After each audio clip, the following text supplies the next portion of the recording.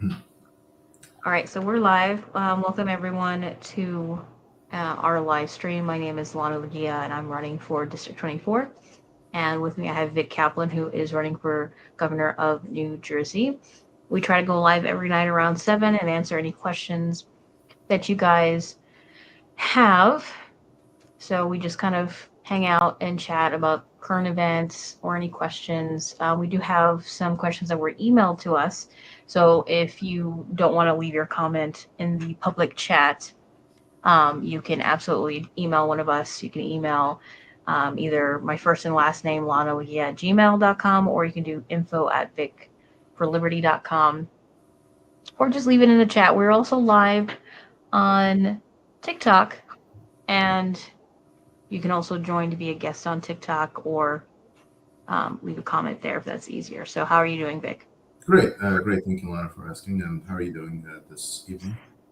I'm all right. And if you guys see me trying to look at stuff where it looks like I'm not paying attention, I'm trying to look up for your comments and stuff. And there's something going on with StreamYard that I can't see the actual button for some reason, but that's fine. Okay, so we will start with the questions that were emailed to us um, yesterday, and unfortunately, I didn't see it in time, so we weren't able to actually answer the questions when we were live yesterday. Um, but we'll do it today. So the first question is, mm-mm-mm. Okay, and this was addressed to Vic specifically, but we'll both answer it. So it says Vic is in favor of gun rights, but does he have plans for dealing with gun violence in New Jersey? Does he have plans for anti-gun violence measures? So I'll answer that question first, if that's okay, Vic, because I'm actually very passionate about Second Amendment rights, and I ran on this platform last year when I ran for Congress that you do have the right to defend yourself, and that includes owning firearms, and any law that a state um, imposes on you that prevents you from doing that or makes it basically rendering owning a firearm useless is unconstitutional. For example, in New Jersey, they finally, a couple years ago, made it able to get a license to carry, conceal carry, or open carry. But if you have your carry license and you're carrying a firearm, you can't use it basically anywhere. There's like 15 to 20. It's like a whole list of places that you can't use it, basically meaning that you can only carry your firearm on your person if you're on your own property or you've gotten permission from a private property owner, which basically renders it useless. It means you basically can't defend yourself. So I do think that all those things are unconstitutional. I also think you shouldn't need a permit period to buy a firearm. New Jersey is one of the worst states when it comes to Second Amendment rights. Um, People in the state, unfortunately, are very uneducated about firearms and the purpose in human society. And especially as a woman, my right to defend myself is always very apparent. And there are a lot of women in New Jersey that have requested to get the permits to get a firearm because of domestic violence. They have domestic violence cases open, and they have restraining orders against their boyfriends or husband or whoever, and then they request to get a permit to have a firearm, and either that request is denied or it's delayed so long that they don't get it, and then that person ends up, you know, her life is taken by the person that she was trying to defend herself against, and that has happened more than once in this state. So when we talk about self-defense, there are real life situations in which people wanted to defend themselves and couldn't. Vulnerable people in society want to defend themselves from people who want to do them harm and can't, because people who are legislating these laws think that the existence of a firearm is the danger and not whoever's holding it. Um, so I'm very big on educating people how to shoot, how to defend themselves. And yes, if I were to be in the assembly, I would vote yes on every measure that makes it easier to get a firearm. And I do not understand or relate to the topic of The easier access you have to firearms, the less safe you are, because I have experienced the complete opposite. I have lived in Texas and in Georgia where getting a firearm and wearing a firearm is commonplace. Like everyone just has one. Everyone just knows everyone has one in their truck and on their hip and in their home.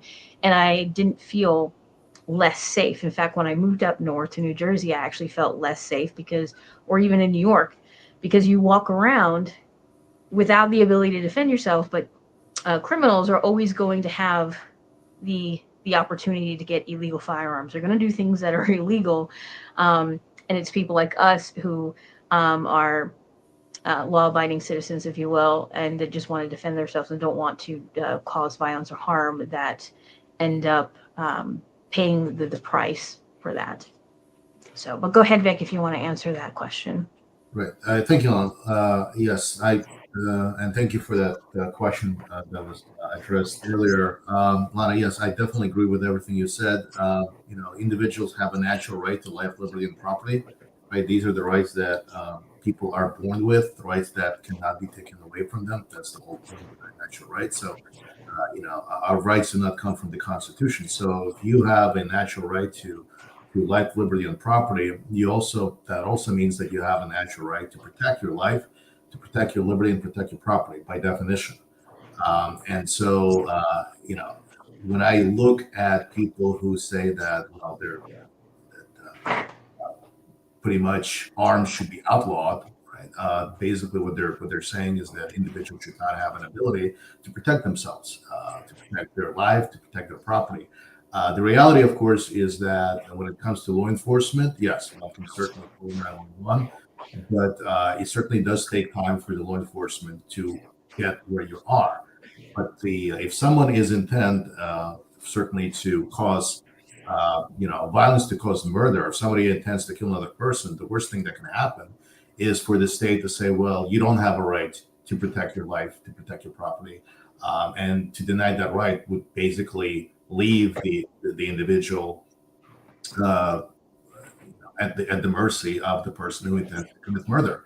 And I don't understand how is that how is that right? Regardless, if someone doesn't believe in natural rights, that's fine. But how is that fair well, for the victim, right? It leaves the individual at the mercy of the murderer, and I don't understand how does anyone think that this is just? If somebody talks about justice, right? Of course, individuals do have a natural right to protect themselves, to protect their property, to protect their lives. It's not the case that, for example, if let's say a former husband, let's say there's a restraining order, and that person is trying to break in, is an intruder, and is there to kill the woman. Why shouldn't that woman? Well, why should that woman be denied the natural right to protect herself? I mean, is the solution? Some people would argue, well, then you should call 911. But it would take, first of all, it would take time for 911 to get there. When the individual's right, when she faces the clear and present danger at the hands of another, person, you don't have the luxury, right, of waiting, 10 minutes, call 911. Like that's just ridiculous. If the person's life is threatened, the individual has the natural right to protect oneself. And so, yeah, I absolutely agree that, any restrictions on that ability should be gone. Individuals should, do have the natural right to protect themselves. So that's how I feel about the topic. Yeah, and as we both have said, that anything that puts a barrier between you and your right to do that is unconstitutional, and that includes permitting, and that also includes pricing people out of permits. Sometimes permits can cost a lot of money, hundreds of dollars, and so that basically means that people that can afford those permits are only allowed to have access to those rights. You shouldn't have to purchase access to your rights. You already have them. They are there. So those things shouldn't exist. And there are other things in New Jersey that are just go way overboard. For example, I was at a range, and I do have a permit to own a firearm. I have my license, and I was there with a few other women that were beginners, and it was very clear that they were beginners, and that's totally fine. I enjoy doing that and helping people. But we went through a couple of boxes, and so there were a couple of rounds left over, and I was like, I'll just take it home, right? Because we're not gonna shoot two rounds. But and I had them in my hand, and the range officer said, "What are you going to do with that?" And I said, "I'm going to bring it home." And I closed my hand like that, and I was going to put it in my pocket. All four of them all but jumped me, kind of like being really aggressive, saying, "You can't take that home, and what are you doing? And that's illegal," and all this stuff. And I said, "Why is it illegal?" And they said, "Well, do you have your license, your permit?" And I said, "I do."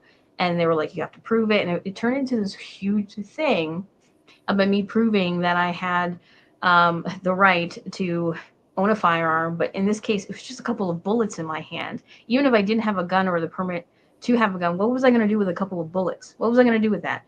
It just gets really ridiculous. Also, there are a lot of states in which, and New Jersey is one of them, that even if you have all the correct paperwork from the government that gives you the ability to have a firearm and use it and you're in your home, and somebody comes in through your front door and you use it to defend yourself, you can still get in trouble if you hadn't warned them. If they don't say, "Hey, if you take one more step, I'm going to shoot you. I have a fire." Like, you have there are laws that say that you have to warn an intruder before you use it. And even if you do that, even if they can prove that you did that, you can still get in trouble for murder. You can still go to prison. And that is absolutely insane. And unfortunately, the more officials treat a couple of bullets in my palm as if it's a bomb that's about to go off, the more they treat things associated with firearms like that, like it's a scary, like unpredictable thing, the more it scares people who don't know anything about firearms, and the less likely they're going to educate themselves about firearms, and then therefore less likely to fight for the right to own them or use them. And it's just this vicious cycle. And that's what I noticed moving from a very, very pro-gun state or pro-gun region to New Jersey, is that the people here are actually afraid of firearms. And you mentioned law enforcement being at the mercy of a police officer protecting you, and that's your only line of defense, is calling them and hoping that the 911 dispatcher is doing a good job today, not having a bad day, and that they get there on time and there's no traffic and you don't live in an urban area. And also that you get police officers that are willing to potentially die for you, but also know your rights. A lot of police officers, I would say almost every police officer I've personally encountered, do not know your rights, to the point where some of them don't even know that you are not legally obligated to identify yourself. If you just are walking down the street and a police officer approaches you and just randomly asks for you to identify yourself, or starts asking you questions, you're not legally obligated to answer their questions or identify yourself. That is within your right. And a lot of police officers don't even know that, don't even know the baseline of rights like that. So we're at their mercy. Why? I'm not going to put my life in somebody else's hands just because someone decided to give them a job as a police officer. That's insane. I am the only one who is responsible for my life and livelihood and success and all those things, not the state and not the police officers that are arms of the state. No one else, only me. And so that's why the Second Amendment, protecting our right to self-defense, is incredibly important. And I hope that the future of New Jersey sees it that way soon. Yes, thank you, Lana. Yes, I do agree with you. And also, of course, the reason why I insist on natural rights is that because our rights do not come from the Constitution, as I mentioned this in previous times. So even let's say the First Amendment didn't exist, or the Second Amendment didn't exist, and the third, all these amendments didn't exist, it would not have changed the fact that we as individuals have natural rights. Right? So the idea is that individuals, we have a natural right to life, liberty, and property, not because that is written in the Constitution. Actually, the reality, of course, the right to property is not mentioned in the Constitution. That's a reality. But because we have these rights, not because of the Constitution, but despite of it. And that is the idea. So if the Constitution didn't exist, it would not have changed the fact that we have these rights. So I totally agree with Ilana, and I definitely believe that it makes complete sense that if you own yourself, you believe in self ownership, right? Then that also means that you have a right to protect yourself. And the idea that you can't is I just find that to be ridiculous. If someone is attacking you, right? If a person's trying to kill you, the idea that you don't have a right to defend yourself, to protect your life is crazy. I mean, what's the alternative? That you should just allow yourself to be killed. So yeah, I of course do believe that when it comes to law enforcement, that that the idea that well, I've heard some people say that. I remember that people would say, "Oh, you should just call 911 and wait for the police officer." Right. I mean, this If is going to people take only some knew the statistics of how time. long it takes, if people Right. only knew the statistic of how long it takes on average for either an ambulance or police to get to your house, and that's excluding any external factors like weather or road conditions or traffic or whatever. Like if you have an emergency at 5 p.m., near Newark, good luck. Like there's so much traffic that Right. but And who would want to put a sign in front of their houses? This is a gun-free zone. I mean, that's like inviting. I mean, I'm listen. If somebody does want to put that sign in front of their house, I that's their right. They certainly have that right to do that. But why would anyone want to do that? And like for example, if a certain city made it so pretty much impossible for anyone to have guns, let's say they made it impossible. Well, certainly the someone who does want to do a robbery, wants to break in, that person would know that chances are is like 99 out of 100 that most likely no one within in that household will have a gun. And that just, in my opinion, that just makes it more likely that the person who wants to break in and into that house would be more likely to do that, knowing that it's pretty much impossible to protect oneself. So I just find this to be completely counterproductive. The idea that well, if you people actually do believe, some people do believe that somehow if you ban all guns, there are not going to be any guns. That's not how it works. what's crazy about that is at one time I was having this. It was a debate on some social media platform years ago, and I said I said, do you honestly think that if we just ban firearms across the nation, that people wouldn't still get them illegally? And they were like, well, no, you'd have to ban them across the world because of all the illegal firearms that cross our borders. We'd have to, Mexico would have to legalize it, Canada would have to legalize it. I'm just like, okay, so we've hypothetically banned firearms all over the world. The entire world does not allow firearms. Do you honestly believe that firearms would still not exist, that somebody would not be illegally producing them, selling them, and owning them? Like they are. Like that's just we ban things all the time and people still get their hands on it. It doesn't prevent bad people from getting illegal items or substances and then doing it anyway. Like I don't understand the mentality. But real quick, because I got quite a few comments on TikTok, and if you're just joining us, you can leave your comments or questions on any of the platforms that we're live on, and then you'll be featured, and we'll try to get to your question. So, someone said, how can I join a live?" If you're on the TikTok platform and you have at least, I think it's 50 followers or 100 followers, and you've gone live a couple of times, you can request to be a guest. I don't think I would allow him to be a guest, or maybe I would, because he also said, why should we abolish ICE? We need a powerful state to protect us.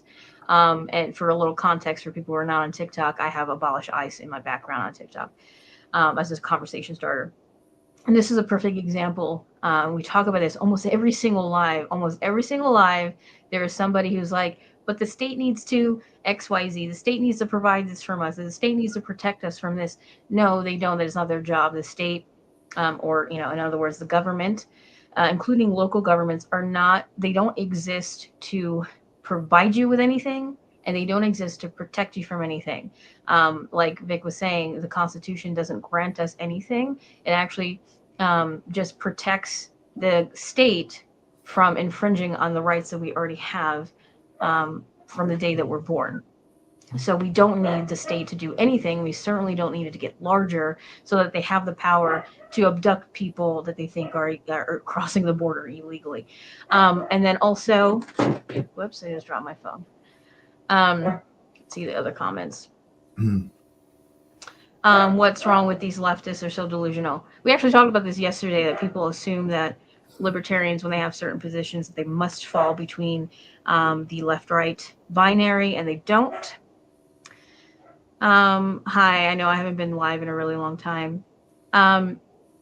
And also somebody making fun of my eyebrows. By the way, these are actually my natural eyebrows. Like, as you can see, they're actually hair. That's their natural shape.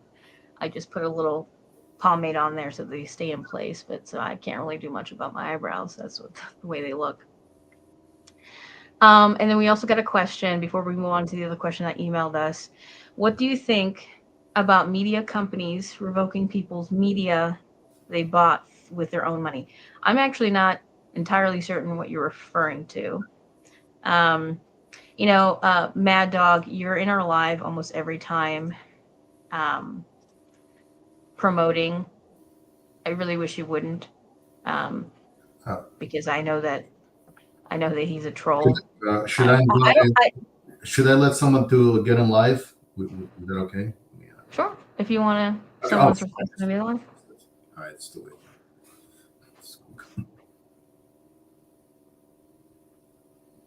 Sorry. Yeah, it is. It was way too fast. Sorry about that. Oh, they stopped. Okay. Yeah. So unfortunately with TikTok, like sometimes you get people with good conversations and sometimes you get troll comments. Although we get troll comments on StreamYard also. This person said, "Why do you hate diet and exercise?" Like, okay. So next question that was emailed to us was, let's see. Does he have plans, and this is addressed to Vic, does he have plans to legalize individuals privately growing marijuana? Is medical marijuana included in the affordable health care that he is fighting for? So real quick, for people to know, in New Jersey, you're still not legally allowed to grow marijuana. You have to have a license to grow medical grade marijuana. Um, and I used to live in Colorado when Colorado first became, what was one of the states that first legalized personal use, recreational use for marijuana. I was there in Colorado. You could also grow up to 3 plants. If you grew more than that, then you were legally, like, you needed to have a license to do it as commercially. But you could grow up to 3 plants for personal use. I was there when it first passed and became legal, and I promise you, the world didn't end. It was fine. In fact, when I was driving, a little fun fact, in my car, and I was at a red light, and I looked over in my driver window, and there was just this little baby pot plant just sitting in the road. I guess it fell off someone's truck or something, and I got it and I took it home and I grew it and I named it Seamus. Anyways, being criminalizing growing plants seems insane to me. It is insane, and it should be legal in New Jersey if you choose to do so. And the reason why they do it is not because it's inherently dangerous or because marijuana is inherently dangerous. It's because they want to regulate so they can tax it appropriately. And that's true with basically everything. That's why we have the zoning laws that we do. That's why we have the regulation on businesses in New Jersey the way we do, is or why you have to ask permission to add an addition to your home or put a pool or put up a fence, is because they want to make sure that they're getting their cut of any taxes that could potentially be accrued, or during a transaction, they want to make sure they're getting their sales tax. That's why they put these heavy regulation on everything, is because they want to make sure they're getting their cut of every single transaction and every single action that you do. It's not for safety reasons at all. But go ahead, Vic, if you want to. Right. No, absolutely. I definitely believe that individuals should have they have a natural right to life, liberty, and property, which does include the right to grow plants. Like that's a natural right. And so yeah, I definitely believe that all the restrictions on a state level against that should be gone. So yeah, that's definitely how I feel about it. So that's definitely. Yes, not because I individually have, support or have a preference. People should be able to grow what they want. It's not about my opinion. It's about their natural right to life, liberty, and property. Not having my morals and values forced against on everybody. So, just because, you know, I believe that certain behavior should not be criminalized, right? That doesn't mean I approve of it. And I think that's a distinction that certain people do not make. I mean, we don't lock people up for drinking alcohol just for drinking alcohol, right? We don't have an alcohol prohibition. But I'm sure there are people who don't approve of other people drinking alcohol, and they still don't think it should be banned. So it's not about personal feelings about a certain topic. So, well, I don't like this and I don't like that. Well, you have a right not to like other things. You don't have a right to force your morals and values on everybody because, as I said before, individuals have a natural right to life, liberty, and property. So the state should not be uh, using the morals and values of particular individuals to force them against other people. Yeah, I agree. And as far as regulation, I'll tell you something else that's really ridiculous. So, I'm a chicken mom, as they say. Okay, I'm the crazy chicken lady. I love birds in general. And if you don't know, well, a chicken lays eggs.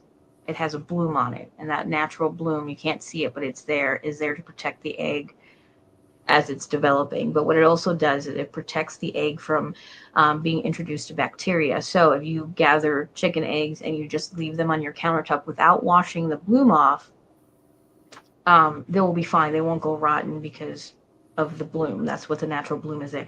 We are actually one of, I think, the only countries that sell eggs washed and refrigerated in the grocery store. If you go to any other country, they're going to sell you eggs with the natural bloom on it, that is not refrigerated.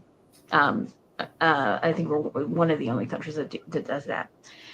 So if I were to take my chicken eggs and then put them in a carton and sell it to somebody, I'm doing so illegally. What I have to do is wash the bloom off and then sell it, get a license, and then sell it refrigerated, and then also charge sales tax on it. Just think about that for a second. I have too many eggs and I give it to somebody and they give me $5 for it or whatever. I am selling those eggs technically illegally. And I could be charged. I don't know what the actual charge is, but it's basically for selling something that's unpermitted, or, like something that's dangerous to public health or whatever. Um, but the reason why the regulation exists is not actually for public health, because, like I said, the natural bloom protects bacteria from entering the egg. It's not going to go rotten just because it's not refrigerated. They do it because they want that cut of that transaction of those $5 that you just gave me for chicken eggs. They want that sales tax. They want their cut, and they do that with literally everything. And so when you see something that is a law, ask yourself, why does this law exist? And it's the same thing with the marijuana plants. I grew my marijuana plant in Colorado that I named Seamus, and it got huge. Like, it got huge and it started blooming, and I actually didn't use any of it because I actually don't like smoking marijuana. I don't like using it at all, or at least I didn't at the time. Um, and I didn't have any health problems that needed it, but I grew it and then I gave it to somebody else. Like, it doesn't actually, just because you don't want to participate in something doesn't mean that you have the right to support banning that option for somebody else. So 100%. Yeah, I totally agree with you, Lana. Yeah, that's what people, like I said, there are people who think, well, if you don't believe that a certain activity should be criminalized, then you must be a fan of that activity, or you must be doing it yourself, which is totally ridiculous. They are, individuals, of course, who don't drink alcohol, right? Who just for religious or other reasons, but I'm sure that many of them don't believe that alcohol should be banned, right? So I used the example of alcohol before, but that should go without saying. Just because we don't, individuals don't believe that behavior should criminalize certain behavior, that doesn't mean they support it or they think it's good for you or whatever. So that's how I feel about it. So the second question that I actually think was interesting, because I guess I had never really thought about it, is medical marijuana included in the Affordable Care Act that he's Hmm. fighting for. So I actually don't know the answer to the question, so maybe the audience does. If you're diagnosed with something that could benefit from the use of marijuana, is that included in health insurance in Hmm. states that have legalized marijuana? I don't know. But do you think it should be?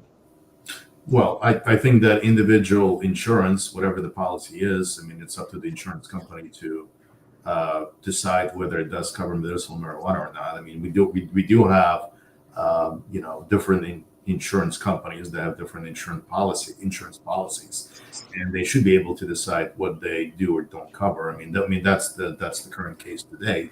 That different insurance companies, they have different policies. So Do you uh, think it should be included in like state health insurance?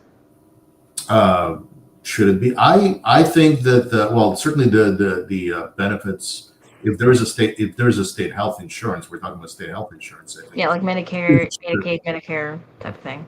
yeah. Well, I think if it's a state insurance, and marijuana is something that is has been decriminalized in New Jersey, and medicinal marijuana is certainly decriminalized in New Jersey.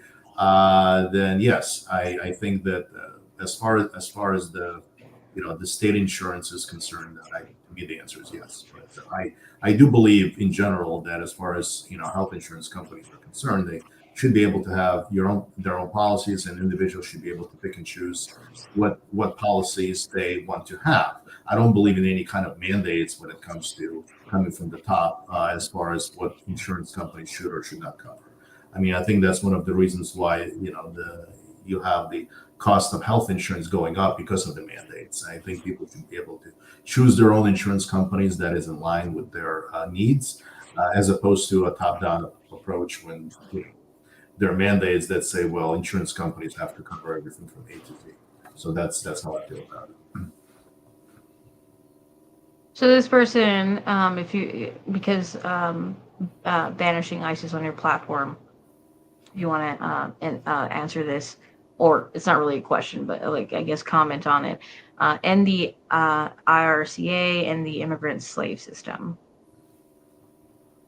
Um, oh, the what is my position on immigration? I guess is that the question. I guess if you, Yeah.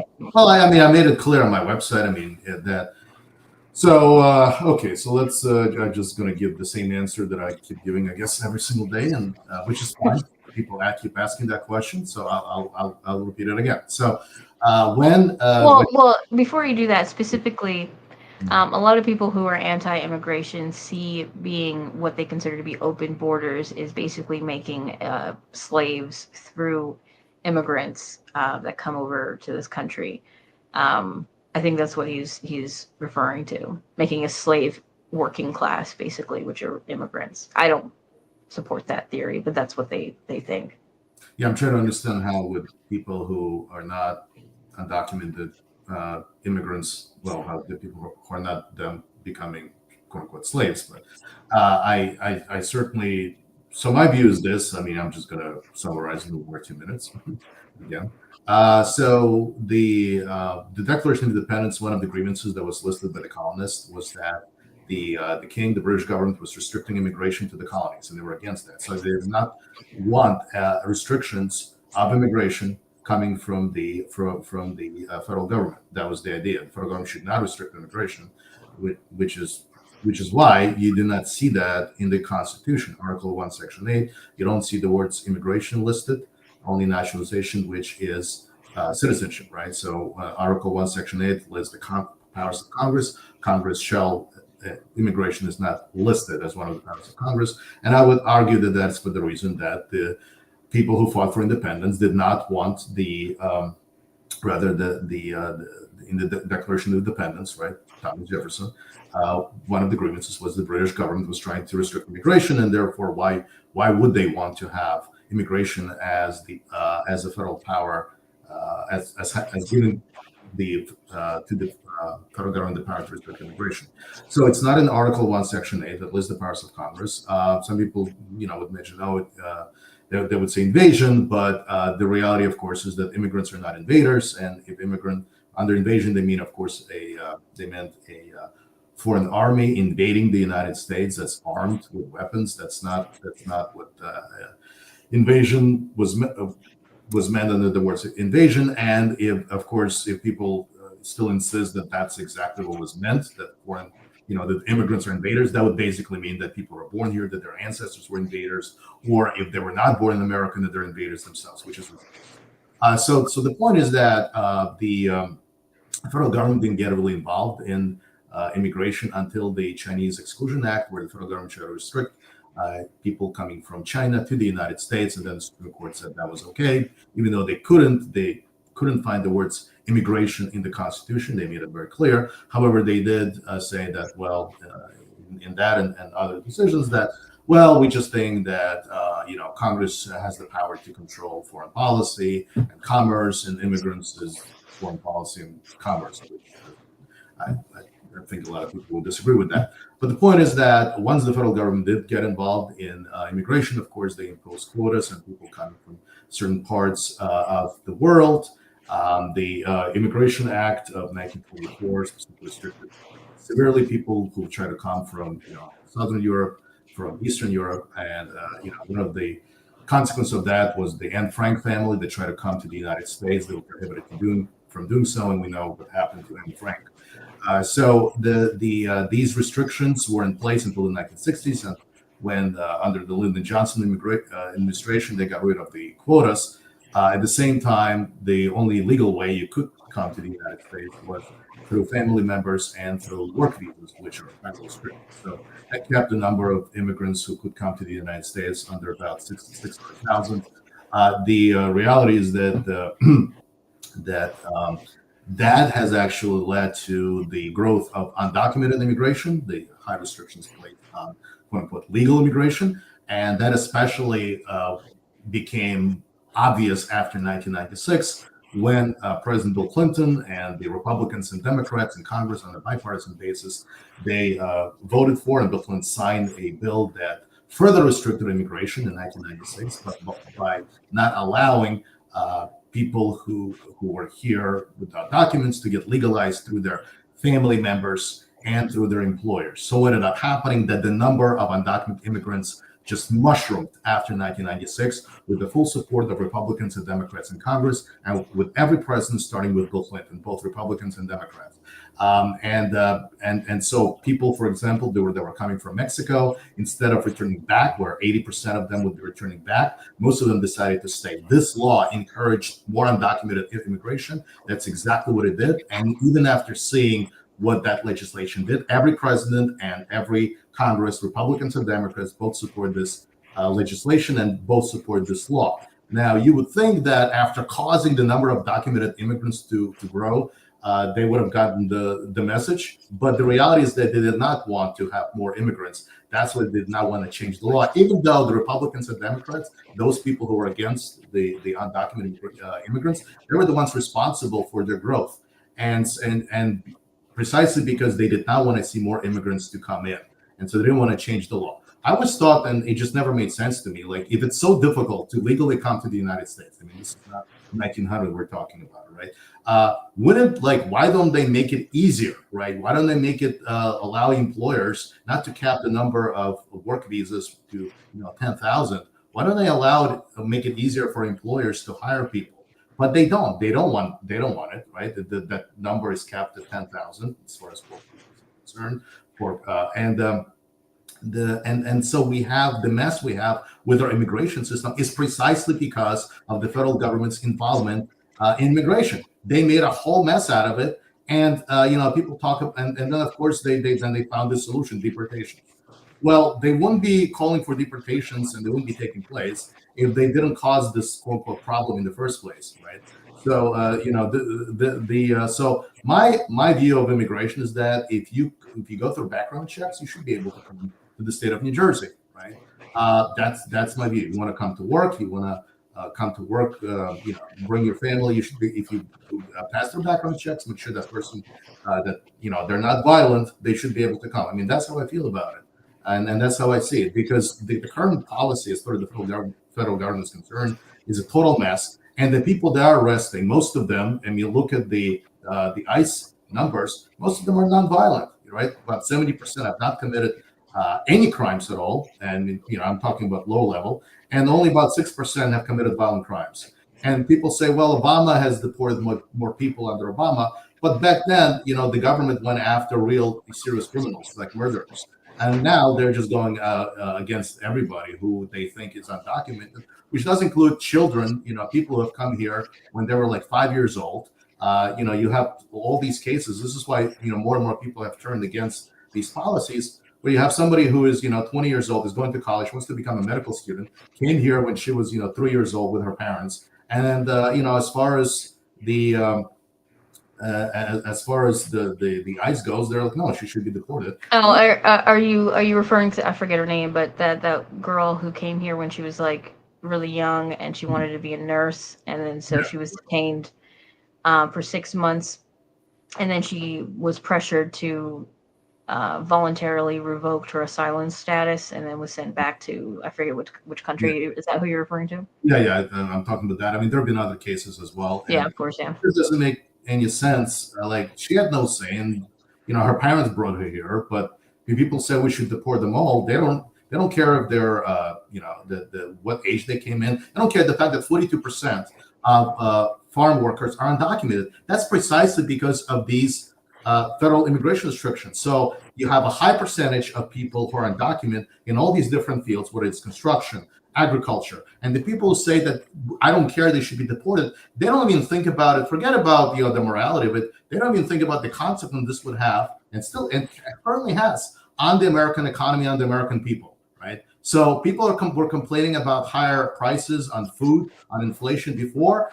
They don't seem to mind. I guess I don't know if they do mind. Maybe they do mind. Is that the prices on vegetables have gone up? Well, what's going to happen if their wish comes true? If they really want this, that all of these people who are farmers, undocumented farmers, which is 42% of all farmers, they're gone. What's going to happen to the prices on food? I mean, have some of those people thought about it? I mean, there are real consequences of these decisions. Very much like in China, right? Another example of central planning, which you have in the United States, is central planning, just like in China, where the federal government decided, oh, we're going to get rid of all the sparrows. Oh, right? And they never thought about the consequences of that. Well, the consequence of that was the famine in China they ended up having. But I guess they never actually thought about the consequences. So, but it's not about looking at it from the consequentialist position, the cause and effect. This is about the issue of natural rights. Okay, if an individual is not hurting anybody, is not harming anybody, okay, why should that individual be prohibited from traveling? And this never makes sense. So the federal government first makes it almost impossible to legally come to the United States. And when the people do come, they say, oh, now we should spend taxpayers' money to get them out of the country. We don't care about how they're contributing to the economy, how many people might get hurt, that American people's lives would be affected by this. Like none of that comes into consideration. It's almost like shoot first, ask questions later. And I just could never understand that. Why would people kind of have these ideas that we should just have this policy without even thinking about any of the possible consequences. Yeah, I agree with you, but something that we haven't talked about is, people kind of switch the goalposts, or move the goalposts. First, it was, well, they're criminals and they need to leave the country. Okay, then you say, okay, well, then deport the criminals, go after the criminals, and then it turns out, well, they're arresting people who aren't criminals, and they're just arresting people who just happen to not have the right paperwork or came here when they were kids and technically illegally, like you said, and now they're adults and they're contributing members of society into the country. And then they say, well, it's illegal, period. I hear that and read that all the time. This fallacy of appealing to legality, which is that simply it being illegal is what makes it immoral to do, right? And we do this all the time, that we just believe that the state imposes laws, either even at local levels, that are there to protect us and serve us, and are not. They're not imposing these laws for nefarious reasons, and that if you break the law, period, you're in the wrong. You need to be punished, and you're the immoral actor in the situation, simply because it's illegal and the state has decided that it needs to be illegal. And immigrating illegally is one of those things, or undocumented or being undocumented is one of those things where it's like, should it be illegal is one of the questions that some of these people need to have. Because first it was, well, if you're committing a crime, if you're aggressing against someone, if you're, if you're assaulting people or you're hurting people, you need to leave, to, well, just existing without documentation is the immoral act, which is ridiculous. I mentioned this the other day, but I'm going to mention it again. A good example is in New Jersey, we have a law that you can get arrested for called, oh, I totally forgot. Do you remember, Vic? I'm sorry. What's that law that where you can just curse in public and hold on, I'm gonna look it up. I think I'm tired because I talked about this yesterday. No, that's fine. Yeah, I'm sure. I posted it on my Facebook, and yeah, no, absolutely, and I think that the morality and legality are two separate topics. I mean, slavery was legal, but was it moral? Segregation was legal, right? State-imposed segregation was legal, but was it moral? Just because something illegal is legal doesn't make it moral. I mean, Holocaust was legal, but was it moral? I mean, I'm trying to think like I know it sounds obvious, but disorderly conduct. Okay, I don't know why I forgot what that was. Disorderly conduct. Yeah, I think I'm just getting tired. Anyways, there's a law that you can get arrested for disorderly conduct, and if you look it up, at least in a New Jersey statute, it could be different in other states. It lists several things that you can do to be arrested for disorderly conduct, but one of them includes cursing in public, which is obviously an infringement of the First Amendment, but that's because they have decided that cursing at someone or cursing in general in public is an act of aggression. And then we get into this discussion of, are words violence, are words an act of aggression? And then you get kind of in the weeds with that. But basically, if you have an attitude with a police officer, which, if you couldn't guess, I tend to have an attitude with police officers. They have threatened me with this disorderly conduct charge multiple times, most recently last week. And they basically arrest you for nothing, and that definitely needs to be repealed. But that's a perfect example of a law existing that is a crime, but is it really, are you really doing harm to people? Is it really for our protection? Is it really immoral? Or is it just an excuse for police officers to silence you and arrest you and threaten you with arrest when you're giving them a hard time? And that is the correct answer. So this appeal to legality, a lot of people do, not just with undocumented immigrants and immigration without documentation being illegal, but they do it all the time. Like if you get pulled over by road pirates and, because you failed to signal, within the right, 30 feet or whatever it is of when you're going to turn, not 30 feet, I think it's more than that. Actually, you don't even know. I don't remember. I took the road test so long ago, I don't remember. But if you fail to signal at the right time and they pull you over, you've now committed, technically, I mean, it's a civil crime, but you've committed a crime, and they can detain you for that. Like these things, we really have to think about whether they're actually impacting our communities and our society positively, or are we just handing power over to state agents? And immigration is one of those things.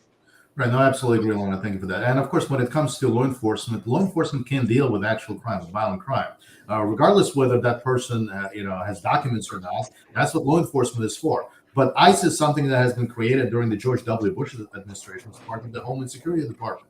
So the idea that, only ICE should be able to handle crime, that's ridiculous. First of all, we do have local police, state police. So why shouldn't police, law enforcement, be able to deal with violent crime, right, or theft? So, I'm not sure why is this insistent that it should only be one federal organization that was created under the George W. Bush's Homeland Security Department, which was controversial, at the time of its creation.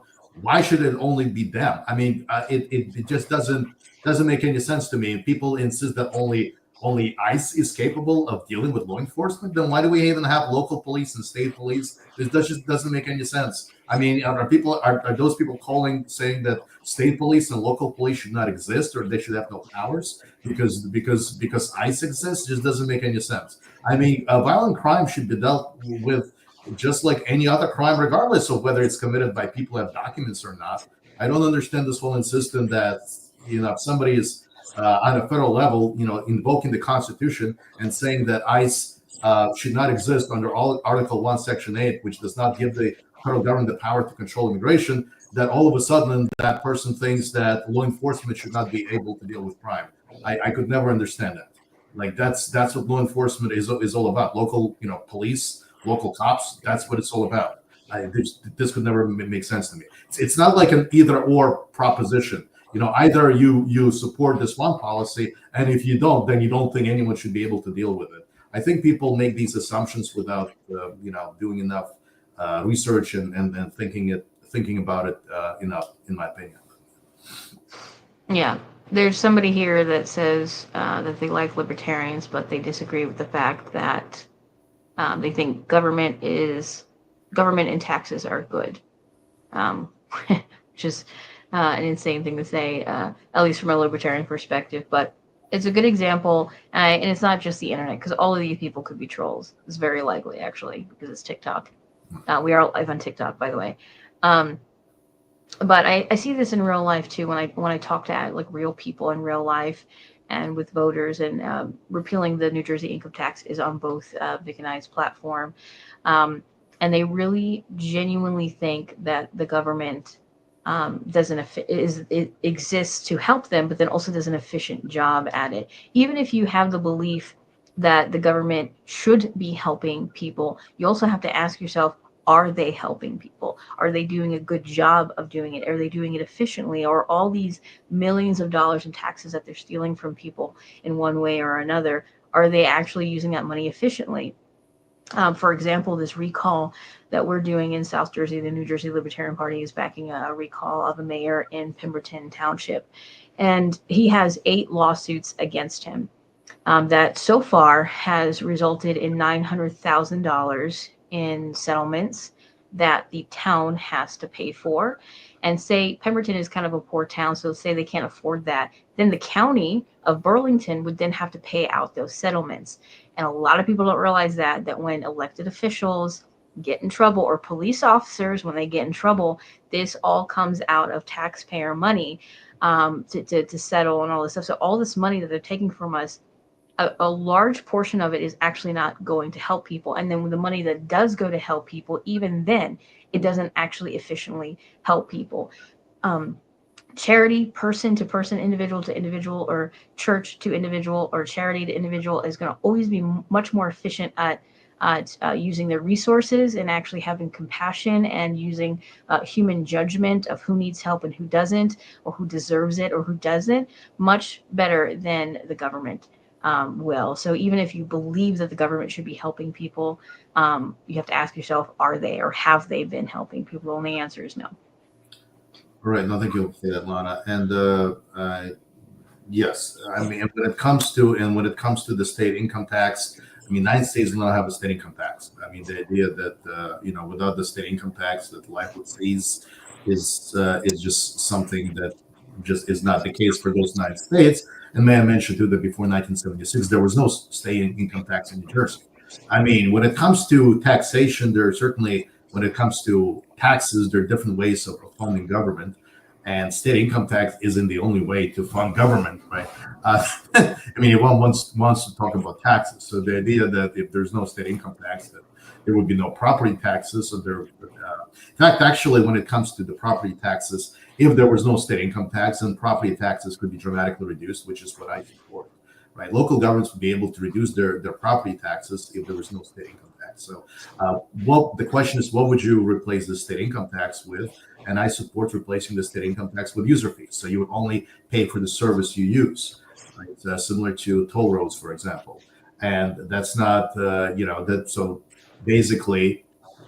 But on a local level, I mean, I certainly expect that there would be, local governments that would be free to, like I said, either to reduce their property taxes dramatically or use the money at the local level, if that's what they want to do, depending on the municipality, on the things they want to spend that on. So the idea that I'm not running on a platform of getting rid of all government, right? That's not what it's all about. I mean, you can have a state government. Even states don't have a state income tax. There are other ways to collecting revenue. Like I said, I support user fees. I think that's a more just way to raise revenue, right? You're only paying for the service that you're using, and you're not paying for the services that other people are using.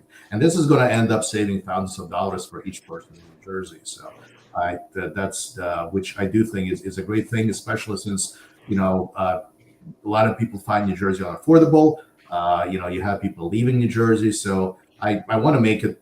And according to everything that I've seen, we have so many people struggling financially in New Jersey to make their ends meet. So I think that people in the state of New Jersey, they do deserve for all the hard work they're putting in. They deserve to have an affordable life, which does include changing some of the zoning regulations that make it impossible for people to live in tiny homes, for people to have affordable housing, which would include smaller houses that do not have impact fees, which are taxes on the smaller homes. Even people are still even not even allowed to live in RVs in the state of New Jersey. That's just not right.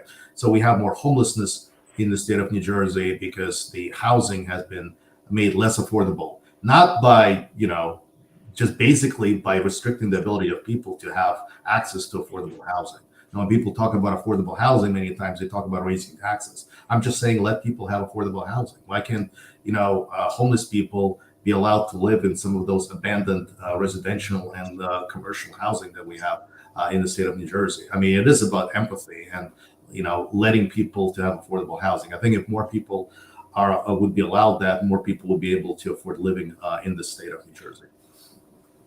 Yeah, and speaking of user fees, and how we would pay for things if income or state income tax didn't exist. Well, one, we'd have to reduce spending. First of all, like that's number one. New Jersey overspends every single year, and I don't think anybody would argue that. So that's number one. But if you look at other states that don't have income tax, there are states that have natural revenue from tourism and stuff like that, like Florida. Obviously has a lot of natural tourism, and a lot of people notice, but New Jersey also does. We do have parks and beaches that people will travel to go through to, and we can take advantage of those things and generate revenue that way. But let me tell you, if we didn't have a gas tax and an income tax or a water tax or all these little taxes that people don't realize exist, I'd gladly pay tolls every time I went driving. Like if those things didn't exist, I wouldn't be mad at it. But I'm mad at it because we have property tax and income tax and tolls and gas tax and water taxes and all. That's just on the state level, and then we have all the taxes that the federal government takes from us. A good example of how compassionless or lacking empathy, as you say, Vic, that the government has, or and that it's just like not even rational, is there are situations across the country of people trying to feed the homeless, for example, and so they'll set up a table somewhere and start feeding the homeless, and they'll have the police called on them out of like some stupid, they don't have a permit, or they're feeding the homeless illegally. And in one case, I don't remember the person's name, but he was doing it right outside a homeless shelter, and the homeless shelter called on him. And the reason is because if homeless people started going to this individual who was doing charity work instead of the actual homeless shelter itself, the homeless shelter would not get as many people coming into the door and get less funding from the government. And you see that a lot, like the situation of eminent domain in Tom's River. It has finally been resolved. And the reason why it was resolved is because they were going to use eminent domain to take the church, because they were going to build a homeless shelter. And the mayor wanted to take it and then build a pickleball court. But now I believe the church has rescinded their application to build a homeless shelter. And then the mayor backed off. He says it has nothing to do with it and the timing is coincidental, but it's clear that he was trying to use eminent domain because he didn't want that church helping homeless people. I mean, I feel like that's very obvious. And so there's all these instances of people trying to do charity work voluntarily by choice, and they can't because, the government gets in the way. But then the government will take taxes from you by force, and then do charity work for you, and they get to decide who has those resources and where that money deserves to go, even if you're trying to do it without the government. Like, so there's all these instances of government actually getting in the way of true charity, and empathy and compassion and all these things. Right, no, Lana, I absolutely agree. Individuals, of course, should have the ability to help the homeless people. I mean, that goes without saying. I mean, that is empathy, of course. And if you if you're a Christian person, then you certainly do want to help those needy. That's a Christian thing to do, and that goes without saying. And yeah, when you have a local government trying to use the power of eminent domain, I strongly oppose to eminent domain. Some people say, well, it's in the Constitution. And my response is, I don't care, because I said before that our natural rights, right, do not come from the Constitution. We're born with those rights, which is life, liberty, and property. Yes, and it does include property. So when the state comes in, or when the local government comes in and says that, guess what, you should, give up your property, and you say no, that should be the end of that. That should be the end of that. It should be voluntary. I mean, if somebody wants to seize your property, and you say no, that really should be at the end of that. It should be consensual. So I'm opposed to eminent domain. Individuals do have a right to life, liberty, and property. These are natural rights that you're born with, and the state or the local government should not be able to take them away from you. They can't. Okay, you have those rights. So when the local government does violate those rights, I believe strongly that the state government should step in and protect the individual rights. That's the purpose of the state government, to protect the natural rights of the people. Whether those rights are being violated by the state government or the local government, the state government should be enforcing those rights. Okay? So when I talk about enforcing natural rights when it comes to immigration and other issues, it doesn't matter. Okay, it doesn't matter that whether it's the federal, state, or local government is violating them. Right, the state government should step in and protect those natural rights. Period. End of sentence. There's no here or there, and I don't want to hear any kind of ideas that, well, my opinion is this and my opinion is that. It doesn't matter. Okay, people have natural rights, whether other people like it or not. It's that simple. We're born free. Okay, period, end of sentence. A quick comment on eminent domain. The government will take your property through eminent domain, but there are also other ways that they kind of sneak around taking your property. For example, this is why I hate code enforcement. Like, I will say it every day until the day I die, that code enforcement is like the worst type of authority, and I hope they all sleep poorly at night. Okay, but code enforcement, or codes like leaving your trash out in a certain way that's not acceptable, or you have overgrown grass. Overgrown grass is one of those things that people get cited for a lot. And there are situations, real life situations, where people have overgrown grass because they're handicapped, or they live alone, or they're elderly, or whatever, and they can't do it themselves. So they get cited for it, they get a warning. They get cited for it, they get a warning, and then they say, okay, this is your last chance. You can either pay a state, or a government contracted landscaper to mow your grass for X amount of money, say it's $200, or you're going to go to jail and your house is going to be seized. And say that person can't afford the $200. If they were to hire somebody else, or have a neighbor mow their grass or something, they can take your property. They can throw you in jail for stuff like that. And that's how they get around, officially using eminent domain through code enforcement and all these stupid little laws that they can basically arrest you for. The other day, my dogs were barking. In fact, they're actually barking in my yard again, and I don't want the situation to happen, so we have to end it in a couple of minutes. But my dogs were barking. I didn't realize they were barking. And somebody complained because it was late at night, which is totally fair. I won't go into the details, but basically the sergeant let me know that they could have arrested me again for disorderly conduct because my dogs were barking in the backyard. And even if I had brought them in, it didn't matter because I was conducting myself disorderly. And so there's these laws and these codes that exist that they will take advantage of simply because they want to arrest people like that. I don't know how to explain it to people until they actually experience it for themselves, but they make these codes and these laws so they can take your property legally, or they can arrest you, and then seize things legally.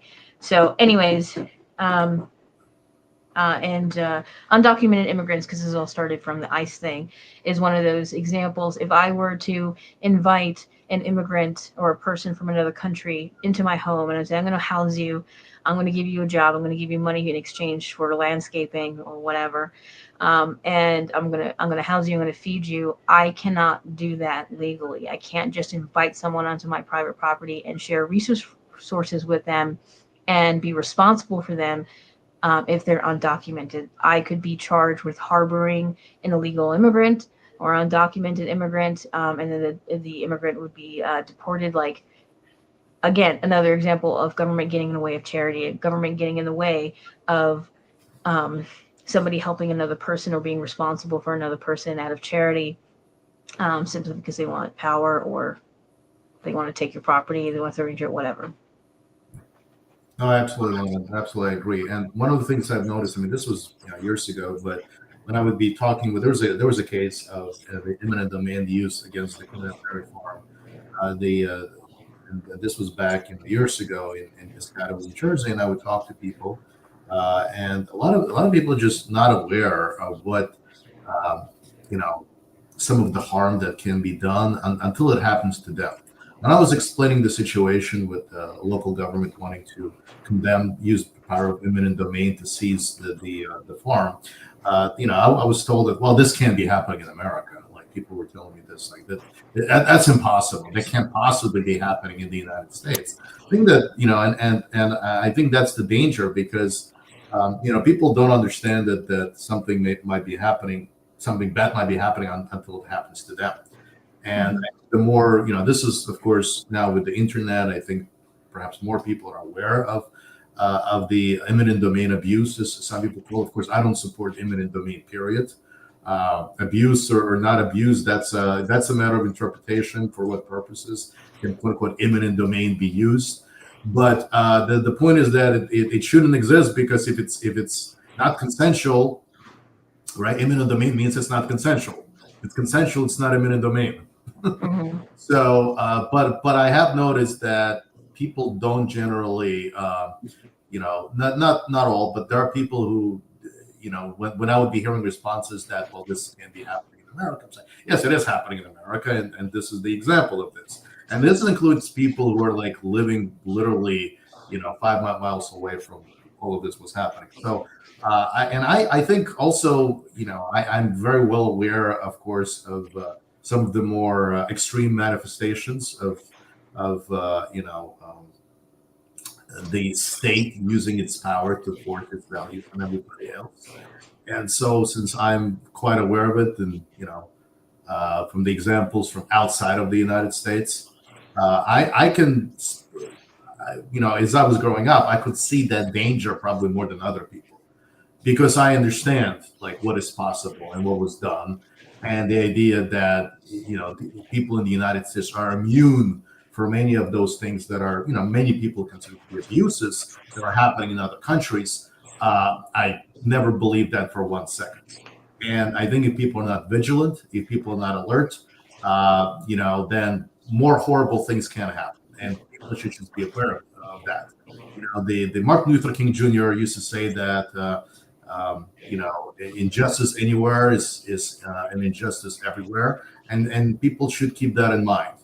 That people should be fighting against injustice wherever it may be occurring, and not assuming that it will never happen in their neck of the woods, or it will never happen to them.